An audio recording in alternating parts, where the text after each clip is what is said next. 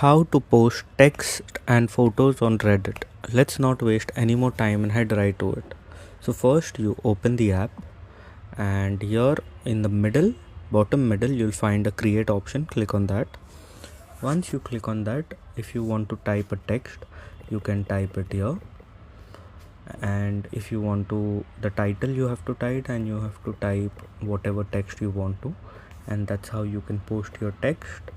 And if you want to post a picture or a photo or a video, here there is an option of a photo, and you have to click on that, and you have to click on allow access to your gallery and to your photos.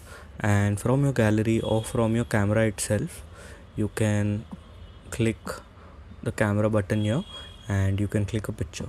And this is how you upload a photo and you post a text.